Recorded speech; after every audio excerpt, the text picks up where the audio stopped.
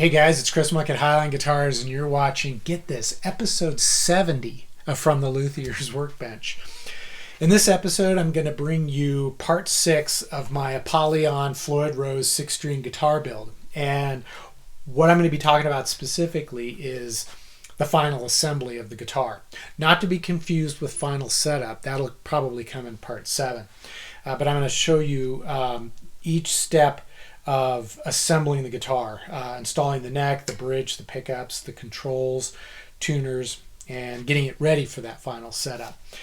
Now I want to take this opportunity, because now I think is a good time to do it, to reiterate what the purpose of this series was. Even though I do offer some tips about actual guitar making skills and woodworking skills and that sort of thing, really what the purpose of this whole series has been is to show you the order of steps that I follow when I build a guitar, because I learned a long time ago, if you don't have a clearly defined order of steps, if you just start to build the guitar, any way you feel like doing it, there's a good chance you're going to end up with an instrument where parts aren't properly lined up, and where you might have issues with playability. But if you have a clearly defined series of steps to follow, I think you're more likely to experience success in your build. And this video series kind of shows the process and the order of steps that I follow. And this is based on building hundreds of guitars and years of doing this, and I found what I feel works the best. And I'm not saying that it's the only way to do it, but I have found it's the way that works best for me. So why don't you sit back, relax, enjoy part 6, and let's get started. I'm going to start the assembly process by installing the neck, but before I can do that, I need to polish the heads of the screws that I'll use to attach the neck. I do that because I like to make it look nice. To do this, I'll chuck each screw into my drill press and sand the head with wet dry sandpaper, starting with 220 and moving all the way up to 1500 grit. Then I'll bring up the shine using a buffing wheel on my bench grinder. After polishing is done, I can screw the neck into the body, and this should be the last time that I'll have to install or remove the neck. Before I move on with more of the hardware installation, I like to touch up some of the cavities with some flat black paint just to make them look nice. Now, if you think that's shielding paint, you're wrong. It's just regular flat black paint. I'm not a big fan of shielding pickup cavities. It's not really necessary, and it only works if your pickups are completely surrounded with grounded shielding. If any part of the coil or a part of the pickup that's connected to the coil, such as the slugs and the screws, are exposed, they'll act like an antenna for 60 cycle hum. So it doesn't really work all that well anyways. Spraying multiple coats of sanding sealer and clear coat will clog up some of the holes that you've drilled in the guitar body. You can mask them off, but sometimes I find it's just easier to go back with a reamer and clean out those holes like I'm doing here. Those are the holes for the pickup pots and the control switch. I will shield the control cavity with some copper foil tape, and the reason I do that is because there's a lot going on here, and I just think it's a safe bet to make sure that it's properly shielded and grounded.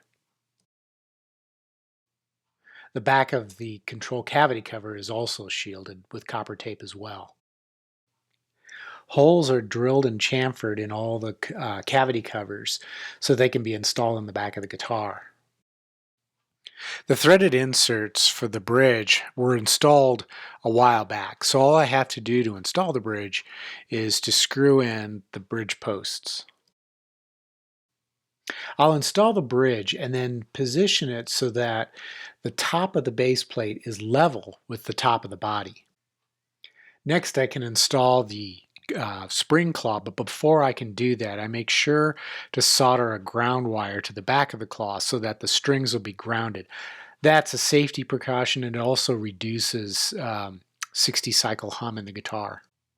Now I can install the claw with the big wood screws that it came with.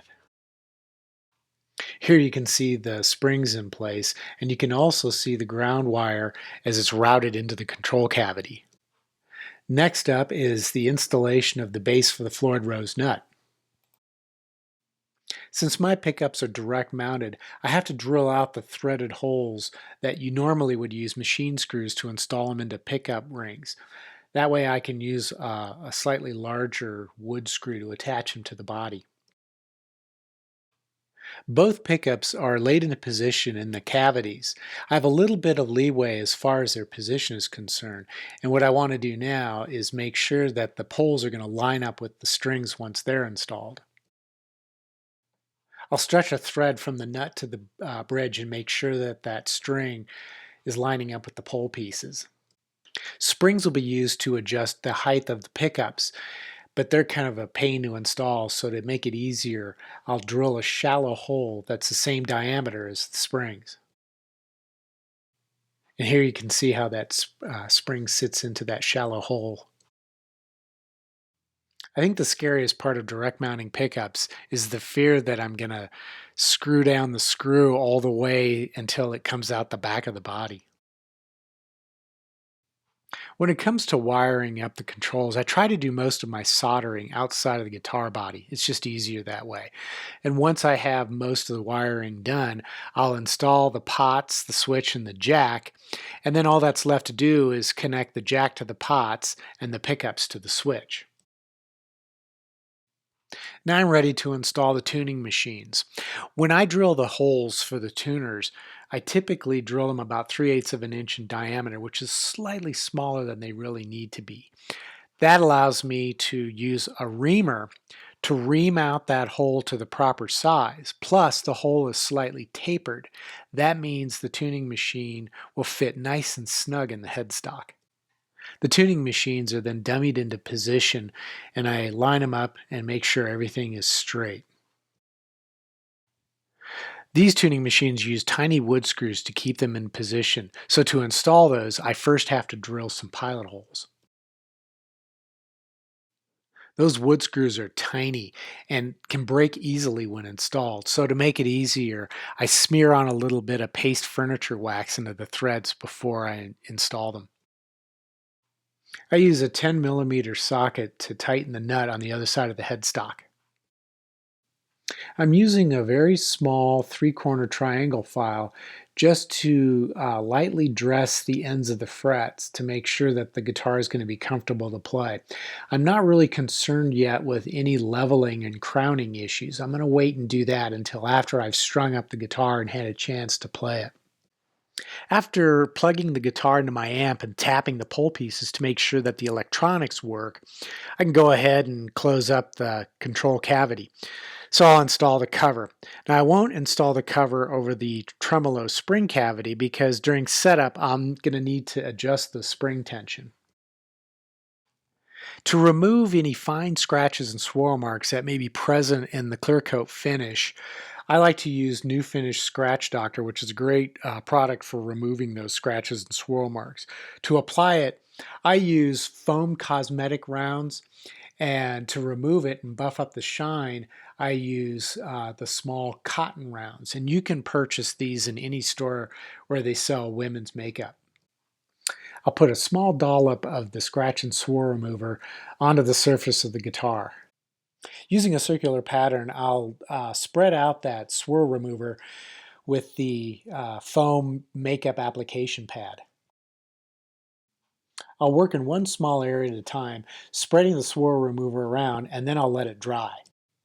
Then I'll take one of the cotton rounds, wipe off that swirl remover, and buff it up to a nice shine.